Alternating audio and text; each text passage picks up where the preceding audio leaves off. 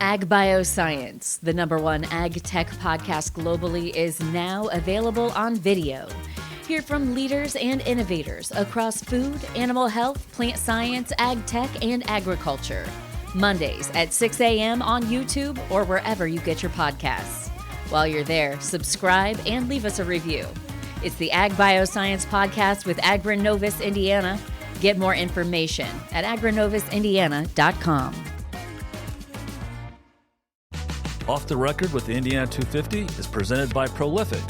When what worked stops working, I point purpose-driven leaders to Prolific, the growth firm. They turn plans into results with full-service marketing and strategy focused on outcomes, not vanity metrics. Head to prolifichq.com to learn more.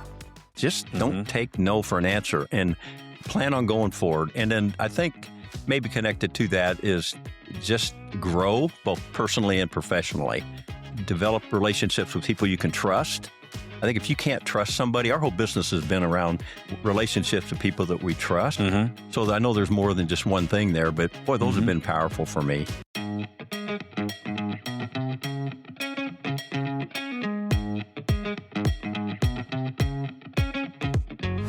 Welcome to Off the Record, a podcast featuring leaders on IBJ Media's Indiana 250 list. I'm Nate Feltman, CEO of IBJ Media, which publishes the Indiana 250, a list of the most influential business people in Indiana. Welcome to Off the Record, a podcast featuring leaders on IBJ Media's Indiana 250 list. I'm Nate Feltman, CEO of IBJ Media, which publishes the Indiana 250, a list of the most influential business people in the state. Today, I'm fortunate to be joined by Romain, Executive Chairman of Evansville-based United Companies, a multifaceted financial and transportation services organization with more than 6,400 associates spread across 40 states. United is a holding company for 4 companies that provide equipment, leasing and finance, air and rail transportation services, and retail sales of new and pre-owned vehicles. Ron's an Evansville native, is a longtime leader of the business that his dad, Robert Romain, started back in 1964 as Bob's Motor Sales. The following year, Ron's father started United Automobile Leasing Service, the first company in Evansville area to offer vehicle leasing to business customers. Ron joined his dad's business after graduating in 1973 with a marketing degree from what is now the University of Southern Indiana. Ron started his career with United Leasing, then advanced through the company and became CEO of what is now United Companies back in 1980, playing a lead role in the company's diversification into different business lines. In 2023, Ron became executive chairman, focusing on acquisitions and executive transition planning. That's when he turned over the CEO duties to his daughter, Amy Romain Barron, who represents the third generation of Romain family ownership. Ron's involvement in Evansville runs deep. He is past chair of the University of Southern Indiana Board of Trustees, and during his time as a member of the USI Board, the university transitioned from Division II to Division I status in college athletics. He also served as chair of the Evansville Regional Business Committee and advocate for business and economic development in the Southwest Indiana region. Ron is among the regional leaders who developed the Talent EVV, a broad-based initiative to enhance economic growth, population growth, educational attainment, early childhood education, and poverty reduction in the region. He also played a role in crafting the Multi-River Vision Project, which aims to enhance the region's 50-mile Ohio riverfront and unlock the river's potential as a regional asset. Ron, excited to have you on the Indiana 250 podcast. Thanks for joining me today. Excited to talk about all the momentum I know you've been a big part of here in Southwest Indiana, but thanks for making the time to be on our podcast. Yeah, this is a great day, and looking forward to the event at noon today, and great to be here. Well, it's fun to be here in Southwest Indiana with you, Ron, and spend the day here and do the podcast from here. But I want to start with the early days. As I mentioned in the intro, your dad started the company back in 1964, and it started as Bob's Auto Sales.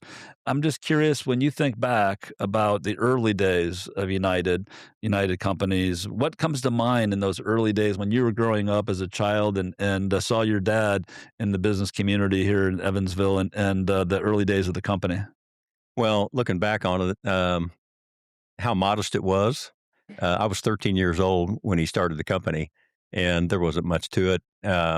And it's kind of the American dream, right? That's what capitalism does in this country. It's great, but I just had a great relationship with my father. He was a great mentor to me. I had great parents, which is kind of the foundation, I think, for most people's success. But yeah, those early days, it wasn't much. It was my father, my brother, and myself. So there's four of us in this little bitty company. And so, to say the least, it was modest. Yeah, yeah.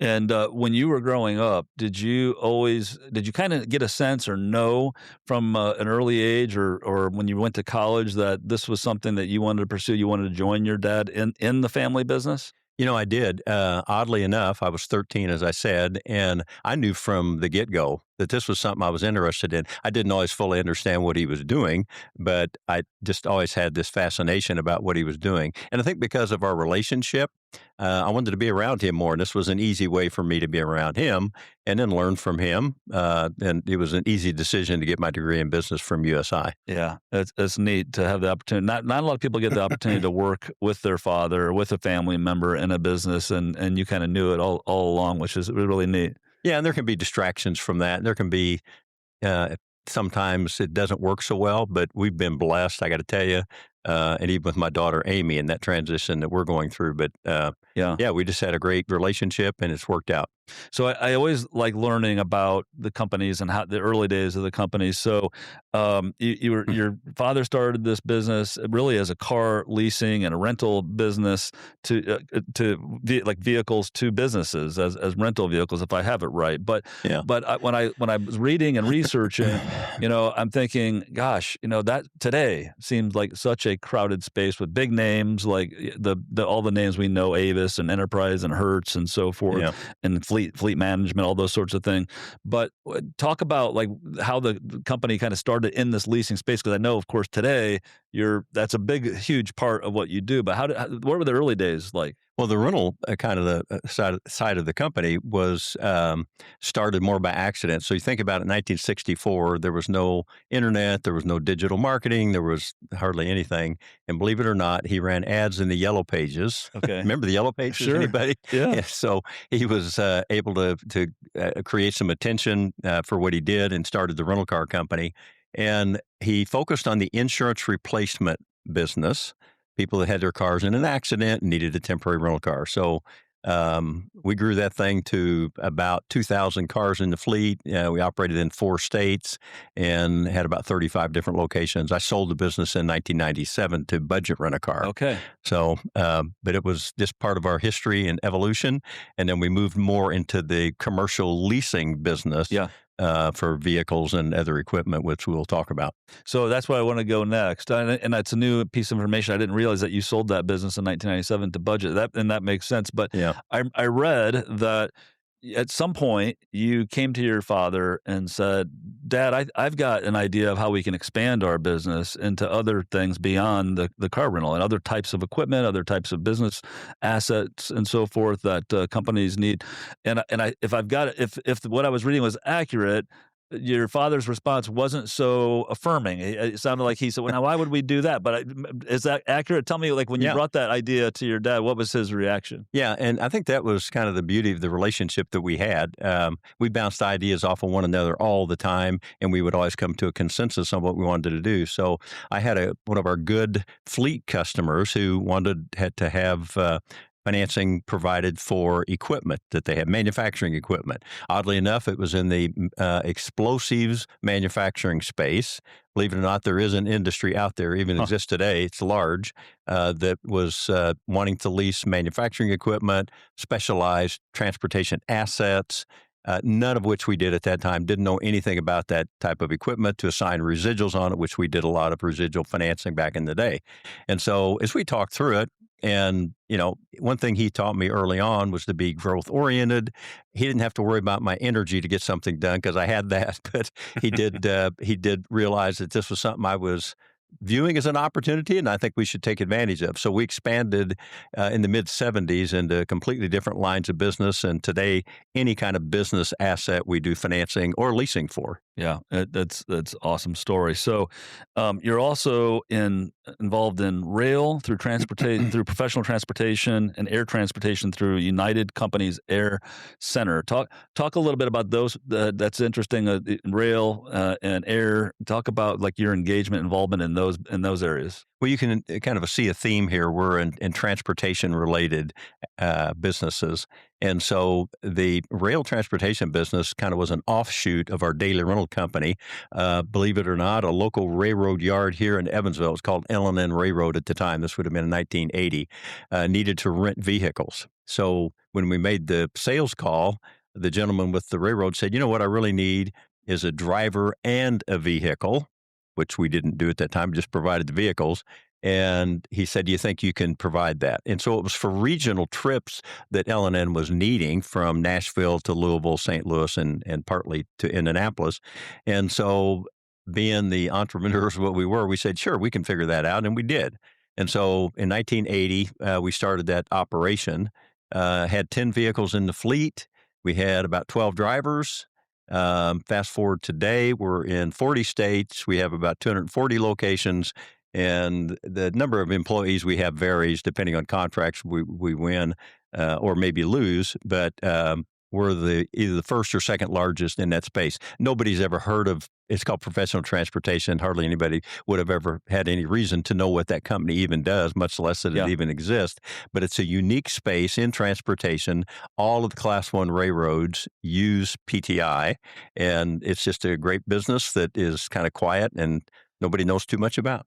I just love hearing you describe the number one, you said earlier, the growth mindset that your father recognized that you had that. And two, listening to your customers and what their needs are and business opportunity coming as a result of that. It's that's the story of a lot of businesses, but it's so cool to hear that you just, from an entrepreneurial perspective, you're listening and reacting to what you're hearing your customers' needs are, which of course is what the business is a lot about, right? Yeah.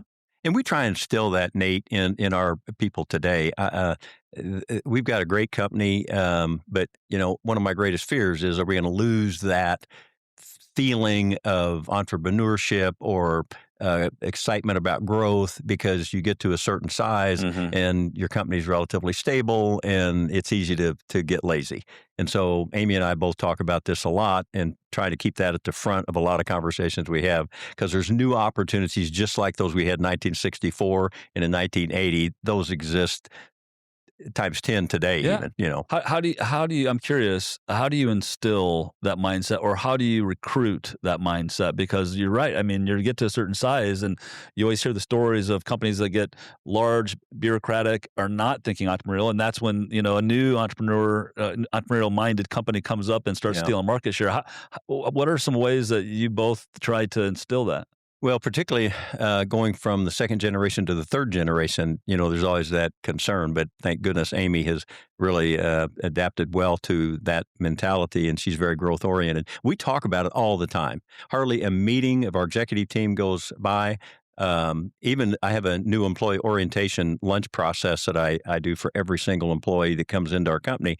I talk about it all the time. And I say to them, probably the only way you will not be successful in our company is if you're average and if you don't grow. And if you keep it in the front of people, it tends to become part of the culture. And when you look around and they see other people doing that within their departments, it is part of the culture and it sustains the business. Yeah, it's really neat to hear you talk about that. So, as you mentioned, three generation businesses are rare. I mean, they're around, and we know about a few in Indiana, but they're rare because that handoff to the next generation. Number one, you got to have somebody ready to take the handoff. Yeah, and so that's just a piece of it, and someone who's interested. And talk about the first handoff from your father to you. What was that like managing that handoff? Was it easy, natural, just because you've been working together? But what that first handoff look like? I'm really surprised, I guess, at the number of companies, number of friends that I've had that these hands-off have just been so difficult, challenging, disruptive to the company and all that.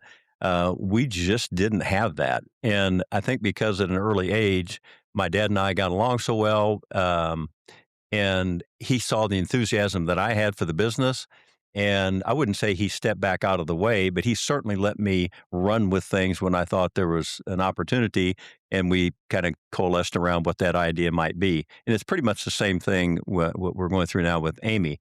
But one of the parts of the transition that happened was my dad had a health issue. I guess it was probably in the early 90s. I think he was 58 years old. He had a heart attack. He came back to work, but he was a little bit different. And then by the time he was in his mid 60s, so the transition was, I was in my mid 40s. So that transition was probably easier than in some instances where, if he would have had to make the decision to step back, which I'm in the middle of doing some of that myself now, it probably would have been a little bit different. But he was very receptive to it. Our whole family was behind the decision. It was relatively easy. Yeah. That's neat. So, well, I know I want to switch to a little bit of maybe of some lessons that you learned from your father. And I know you graduated from the University of Southern Indiana, and you've been a great supporter of USI over the years, and including having the College of Business named after the Romain family, or we're called the Romain College of Business now. But I know you learned a lot from your dad. You grew up in the business, as we've talked about.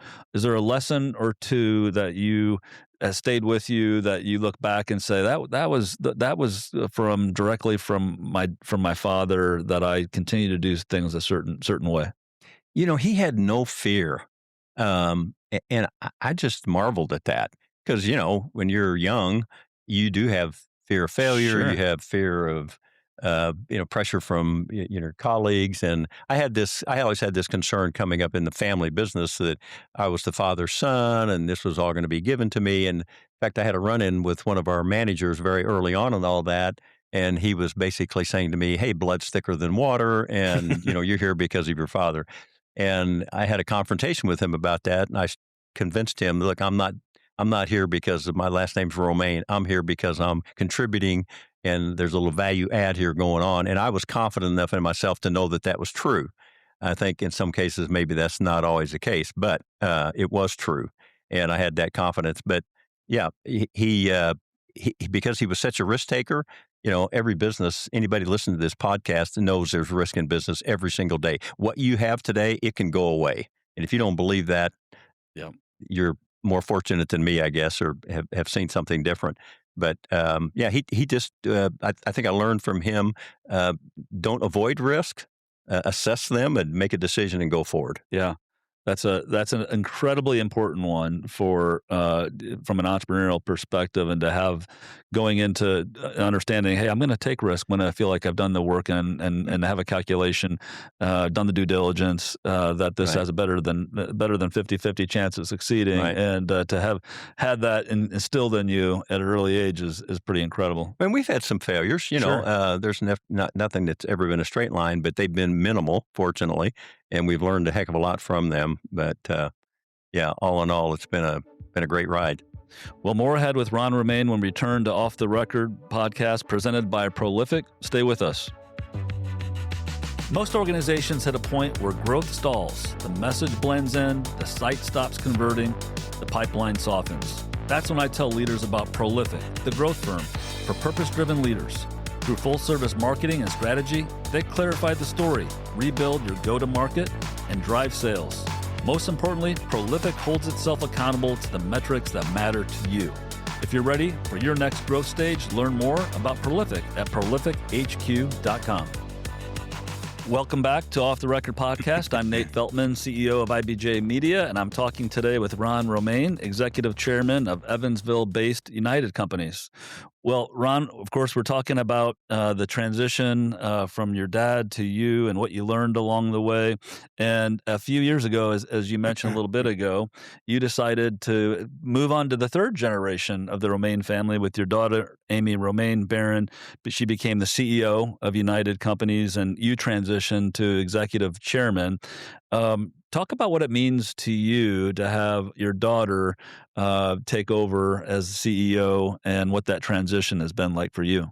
Well, setting aside the heart for just a minute, because that's always part of your emotional connection to your business. But I really tried to make certain she was going to be qualified and well prepared for that. So she got a degree from Indiana University. she knew what she wanted to do from a very early age. And so that was an easy conversation from the time we started talking about her coming into the business.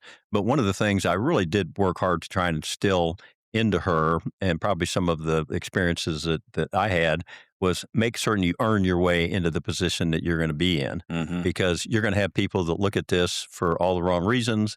They'll be nice to you for the wrong reasons.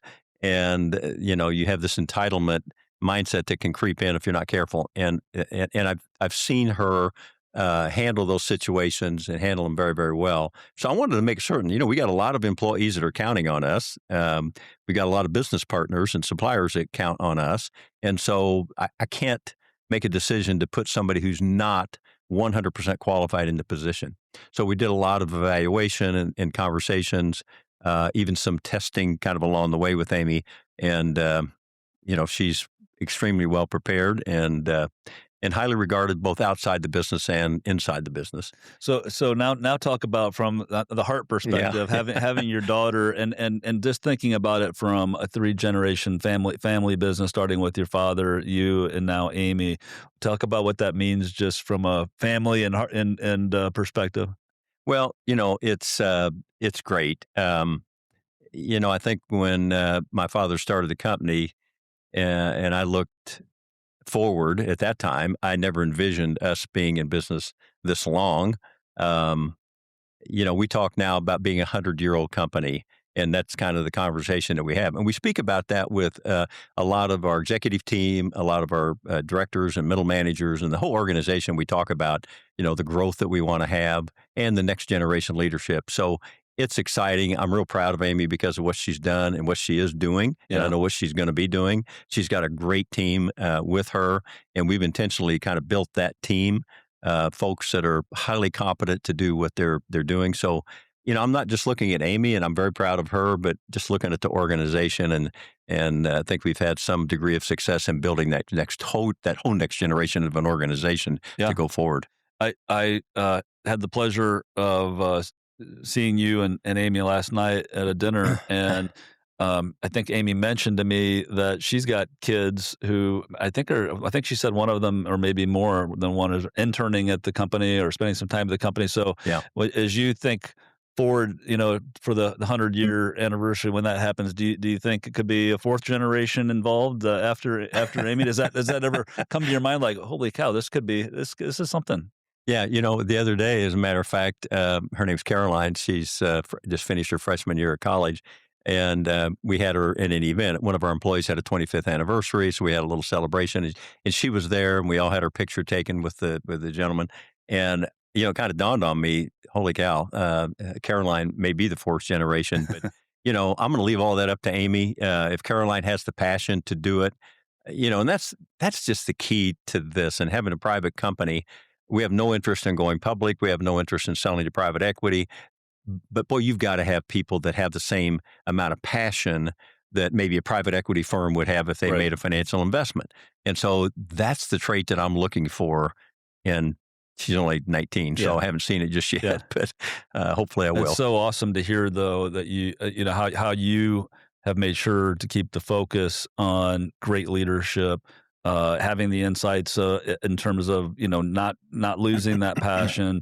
Thinking, I love that statement. Thinking about how a private equity company would be thinking about growth, because they would be, of course. Yeah. But you're wanting and deciding to keep this in private, a private company, not private equity, not public. I'm sure you've been approached many times. Well, we all get those kind of calls, right? And they're nice to learn from, but that's just not at all what we're thinking about. And I'm glad Amy doesn't have any inclination towards selling the business. I think it's a great platform we have, and she can do a lot of things with it. Yeah. Well, one of the things that I know that you're known for, and I mentioned in the intro, is your engagement in the community here in Southwest Indiana and the region in Evansville. It's incredibly impressive. I've watched you and your other civic leaders here decide this community is so important, and you want your kids to come back and be here, like we're talking about. But you've been involved in so many great Evansville region issues and initiatives. what made you decide that that was important, that community engagement was important to you, and that it was worth putting in resources, time, energy to see this part of the state grow and be a place where Amy and other people would come back to and want to stay here and grow here? Yeah, that's a really good question, and I have thought back on that over the years about it. One is it's my home. Evansville is my home. I'm born and raised here. I think the other thing I realized, though, Nate, was somewhere along this journey, I was not giving back. I was not contributing, and I was taking out of this community.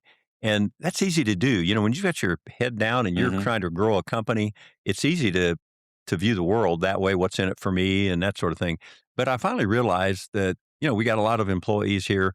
Their lives matter. The lives that they live in our community matter, and we want the best place for them that it can be. And to the extent that we can have an impact over the quality of place or the economic environment that they're in, we should do that. And so I think I can't point to a specific point in time. I served on the Wellborn Baptist Foundation at a very early age, and it was a hospital foundation at the time.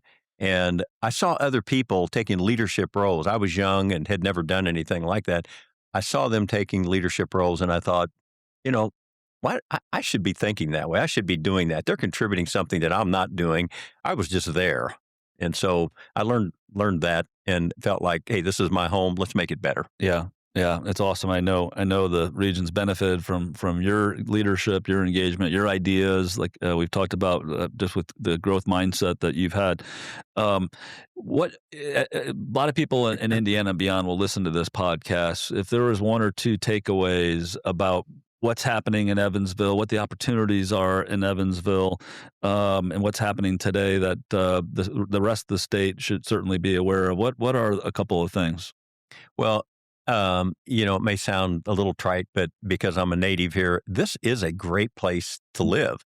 You think about the quality of place, which, we use that term a lot in organizations I'm involved in. But, what we've done over the past 10 to 15 years to make the place what it is today and what it's becoming, I think is just a testimonial to so many great people that have done things to attract people to live here. I think this is a great place to do business. If I was going to pick up and move my company to a different location, where would I go? And I spend a lot of time in Arizona. I spend a lot of time in the West, in Colorado, and those are great places, but they're not nearly as business friendly as what Indiana is. And I got to tell you, if I had a company I was looking to move, I'd put Indiana on my list of considerations. Yeah. Yeah. Well, what in that regard, what for the region, how do you, when you talk to people around the country or even in the state, when you think about the getting I-69 done, it's a big deal for me. Sure. Coming down to Evansville. Holy cow. It shaves about an hour and a half off my, prior drive before I-69 was completed. What has that meant so far? And what do you think the future holds as a result of that major investment by the state?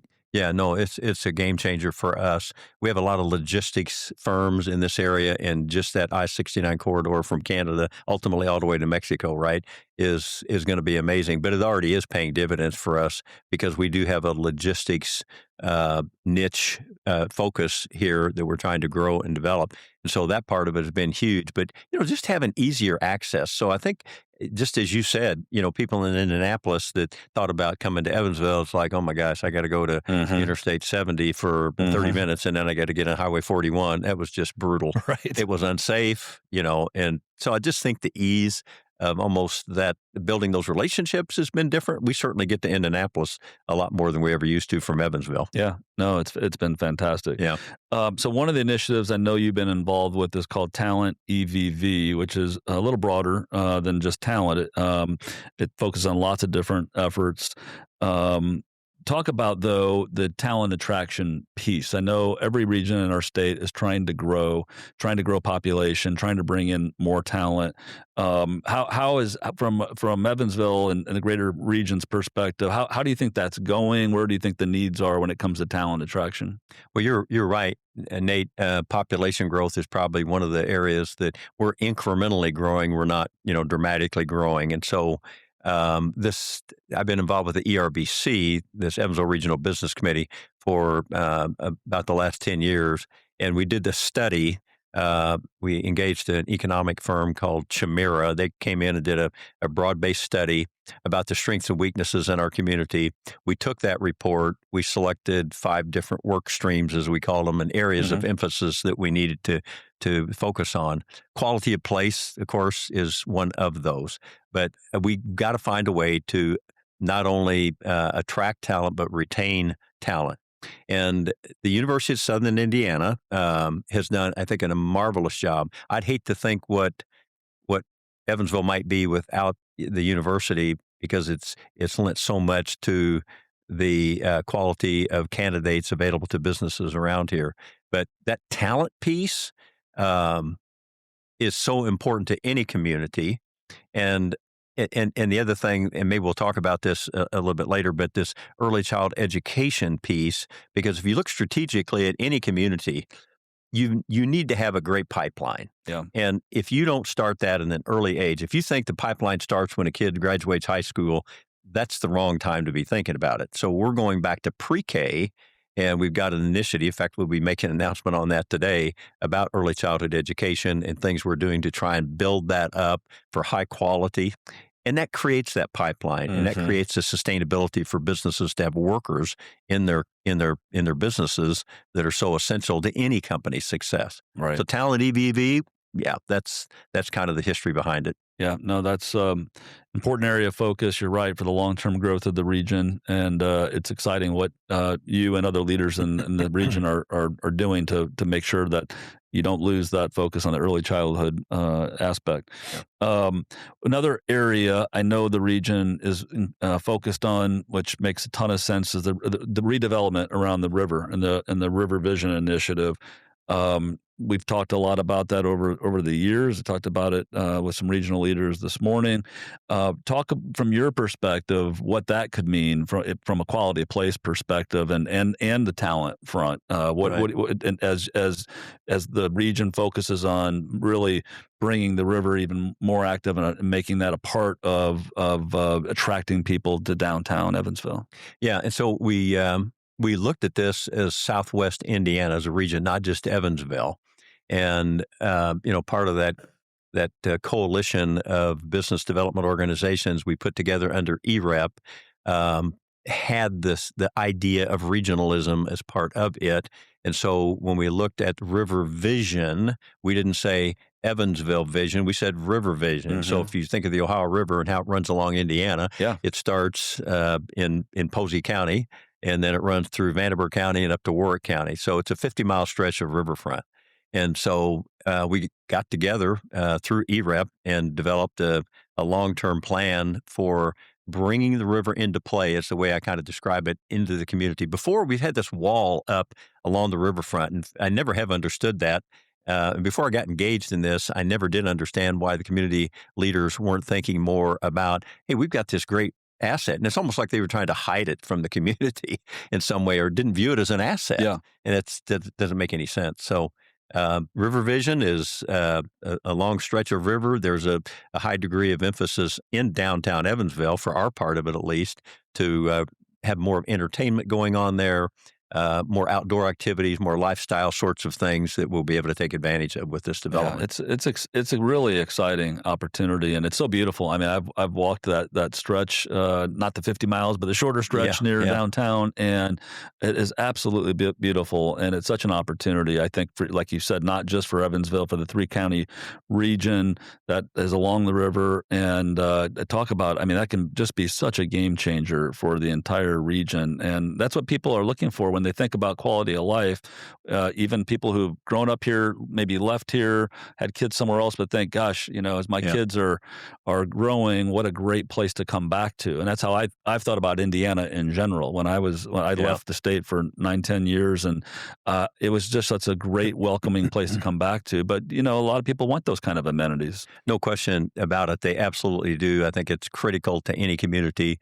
This is going to be a $250 to $300 million project. So this is not, something we can do overnight, but it's well underway.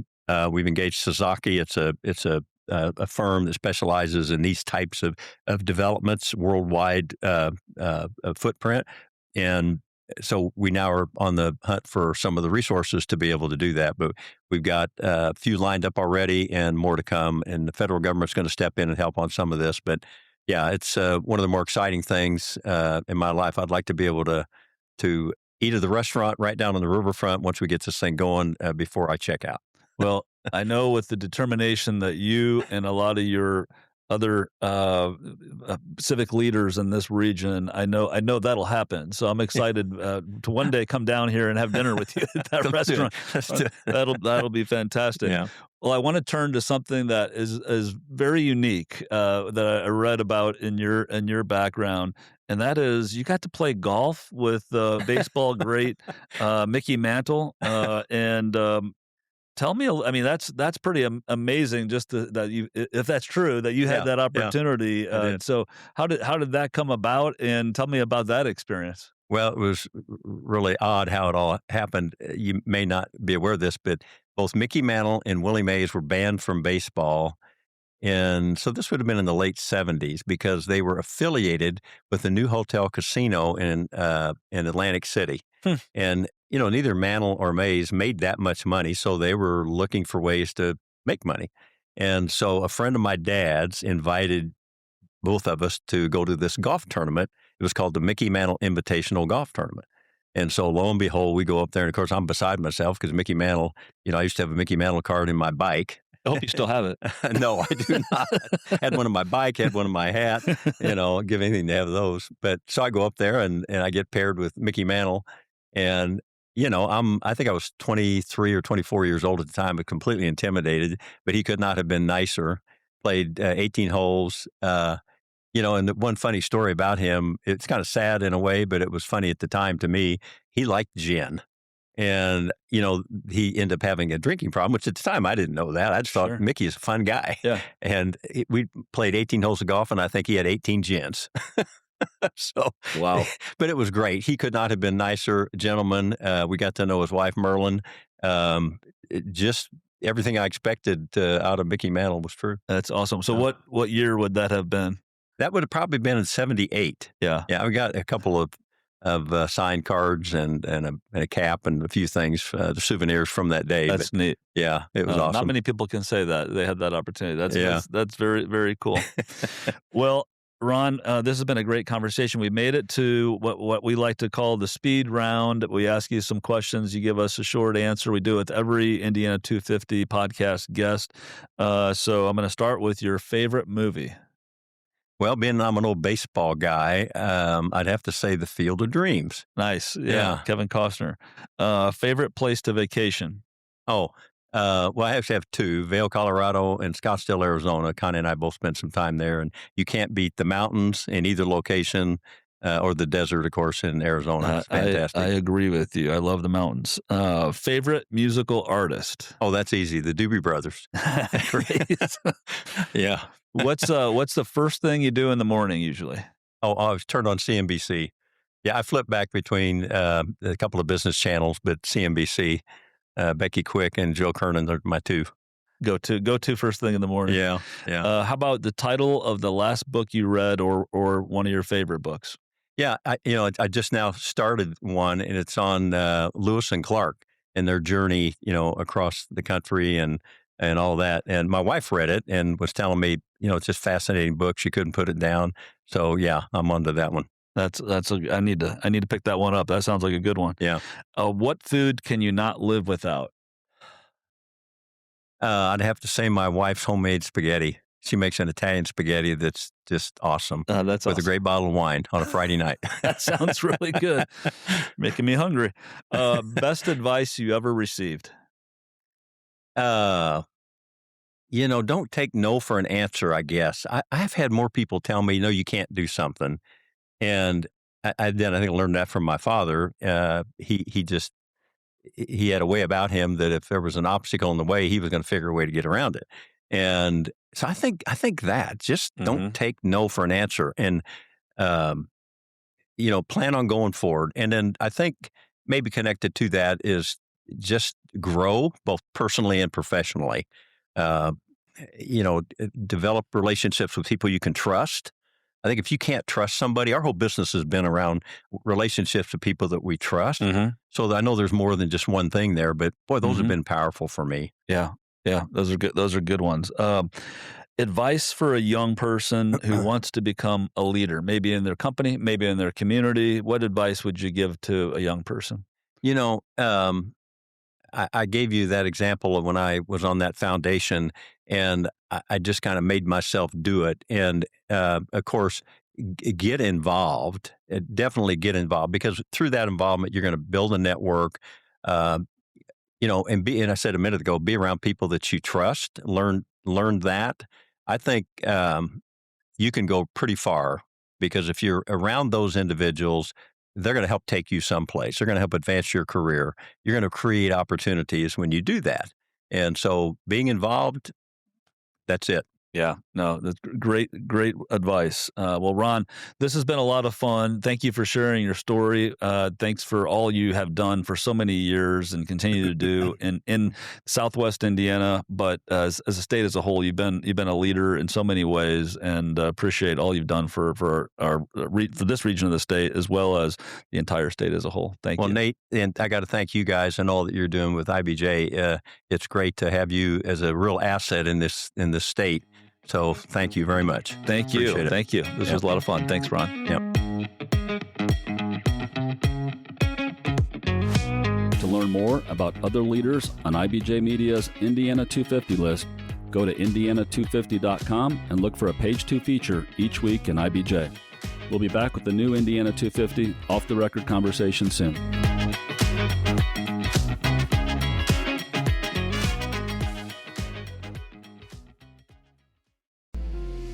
Whether it's healthcare innovation, major infrastructure, or global sports impact, Inside Indiana Business with Gary Dick tells the stories of Indiana's groundbreakers and game changers.